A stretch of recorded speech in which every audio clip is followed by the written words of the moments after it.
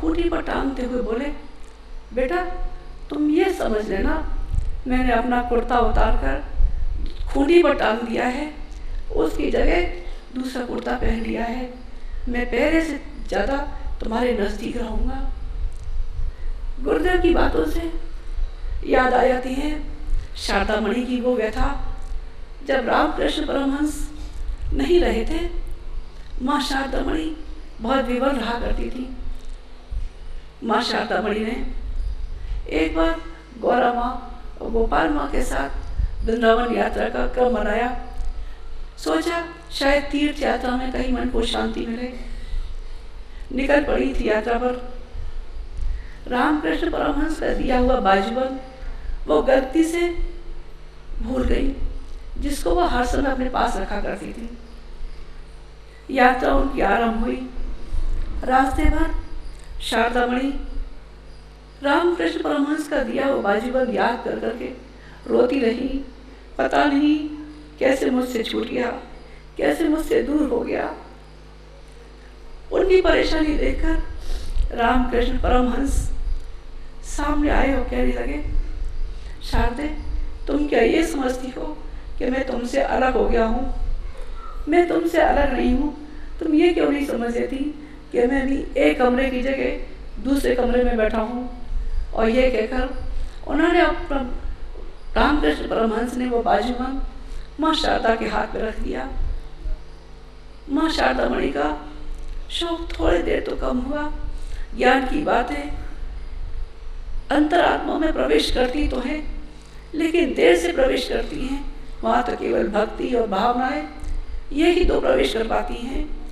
आज का दिन गंगा दशहरा का पावन दिन। कहते हैं राजा सगर के 60,000 सुत पाप ताप शोक की अग्नि में जल रहे थे।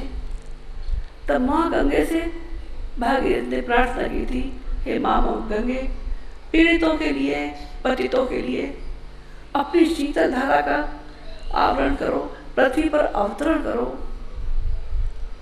माँ गंगे पीड़ितों की आर्द्र आवाज सुनकर रुक न सकी।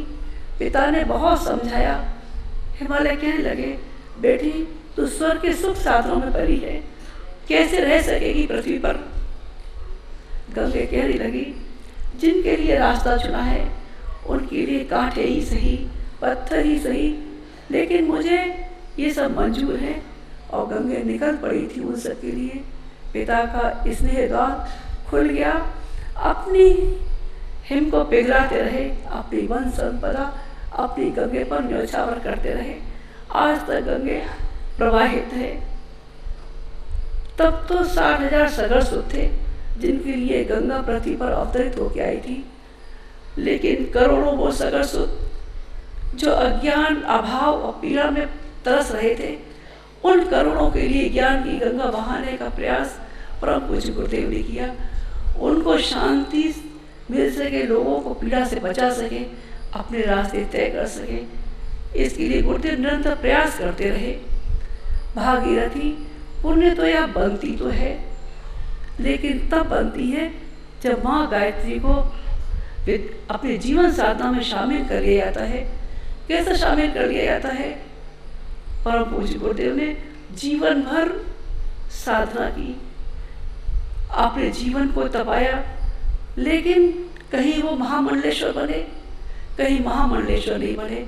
उन्होंने अपनी जीवन पद्धति के द्वारा लोगों को एक ही बात बताई कि आदमी सद्गृहस्थ रहकर साधारण जिंदगी जीता हुआ भी अपने आप को ऊपर उठा सकता है। उन्होंने एकलव्य की तरह से अपने गुरु द्रोणाचार्य को अपनी अंतरात्मा में जीवंत कर लिया था। कहते हैं एकलव्य को गुरु ने जब मना कर दिया था तो पत्थर की मूर्ति बनाकर एकलव्य साधना रत हो गए थे और अपनी साधना में सिद्धि पा सके थे।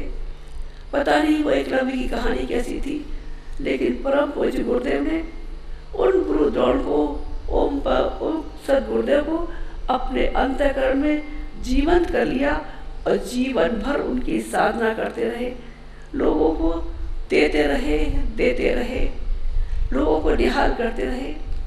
आप लोग इतनी दूर दूर से आए हैं, यहाँ ठहरने की व्यवस्था समुचित हो पाई होगी, कह नहीं सकती। मन में एक पीड़ा लेके आए होंगे। पहले जब आते थे परम पूज्य गुरुदेव का, वंदनीय माता जी का आशीर्वाद पाते थे, अपने मन की व्यथा कहते थे। अब कैसे कहे जो हमारी पीड़ा, हमारा दुख, हमारा दर्द समझ सकेगा। विश्वास रखना, परम पूज्य गुरुदेव और माता जी का प्यार भरा संरक्षण आज भी आपके साथ है। आप जब सोए होंगे उनका प्यार भरा हाथ आपके सिर पर गुजरता हुआ चला गया होगा और कहता हुआ चला गया होगा, बेटा तू दुखी है तो मैं कैसे सुखी हूँ। मेरे जीवन का, मेरे तप का हर अंश मेरे बच्चों के लिए सुरक्षित है। हे मातृ गंगे, आज तुम्हारे जल से तुमको श्रद्धांजलि देते हैं। हे गुरुदेव, आशीर्वाद देना आपके पद चिन्हों पर चलकर आपके बच्चे आपके सपनों को साकार कर सके। ओम